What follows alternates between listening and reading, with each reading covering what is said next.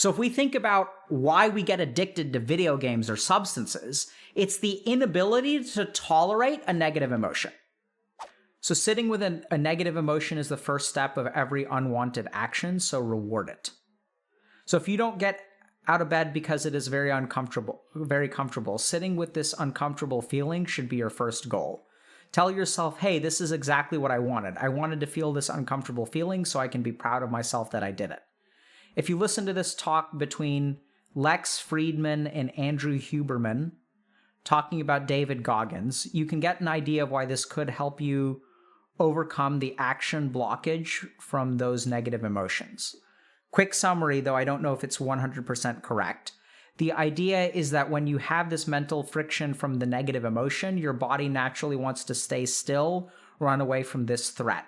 By rewarding yourself withstanding this emotion, the dopamine that is released helps to turn down this mental friction, which will then ease up the way towards action. Yeah, so I think that there's some good stuff here, but there are some problems here too. So I completely agree that sitting with a negative emotion is a very important step towards moving in the right direction. I know it sounds kind of weird, but I think you guys have to be careful about this too.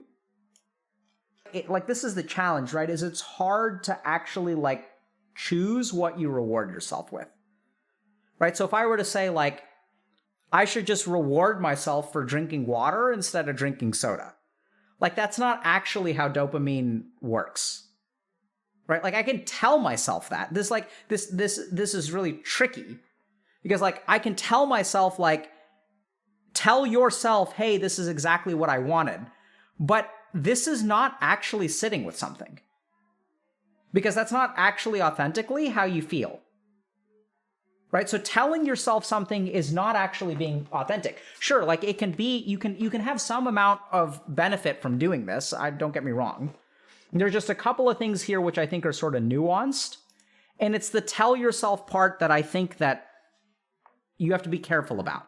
Because telling yourself something won't actually release a dopamine hit. Right? It's like I remember many years ago, I used to hate going to amusement parks, so I stopped going for a decade. And then I was, once I got together with my wife, she really liked them. And so I was like, oh, I'll just get over it. So I went on roller coasters, found the experience to be mind-numbingly unpleasant. I just don't enjoy being on a roller coaster. And I was like, I'll get used to it. Try to enjoy it. So I used all my yoga training to go back on the roller coaster again and again and again and again. So conquered my fear, tried to enjoy it, and then I sort of realized the more I used the yogic training, I just sat down after my 7th roller coaster of the day and I was like, you know what? I just don't enjoy this. And I actually don't need to enjoy it. I don't have to convince myself that this is fun. So I think it's really challenging when you guys set a standard for yourself to tell yourself that you enjoy something and then rely on the dopamine hit to motivate your action. Because that may not work. And then where are you? Do you just try to tell yourself more?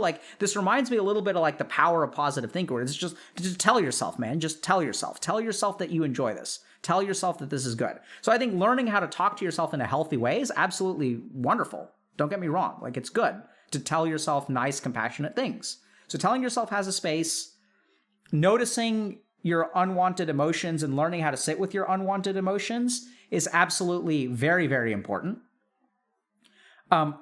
It's the translation of this that sometimes I kind of disagree with. Because in my experience, the goal of sitting with unwanted emotions is not the first step to right action. It's the first step to conquering wrong action.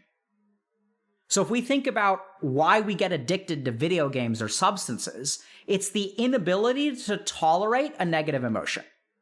I feel ashamed of myself, so let me go play some Dota, and then I can forget about the shame.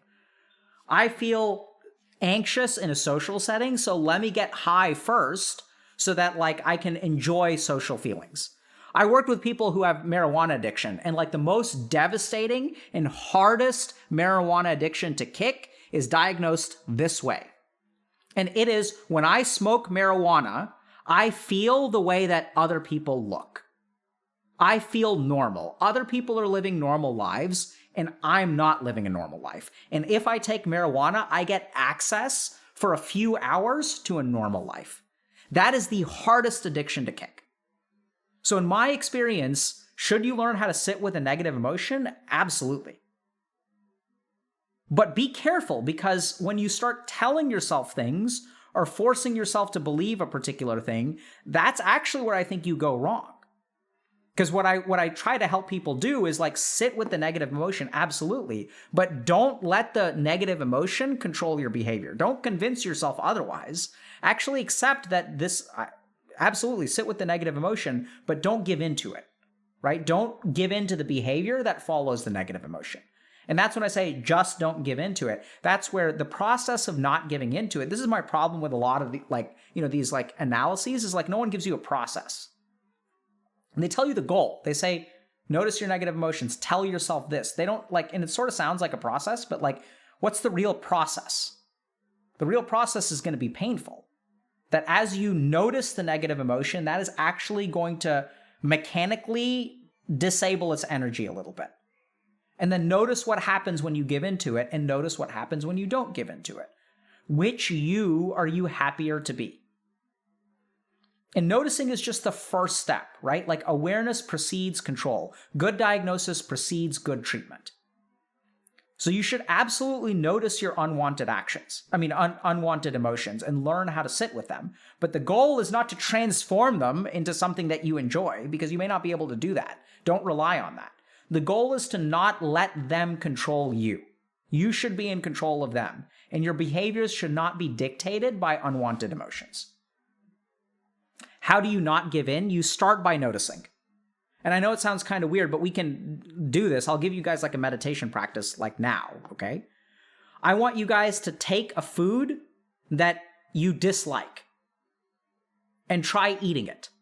But do it with 100% awareness. Don't watch anything, don't read anything, don't listen to an audiobook.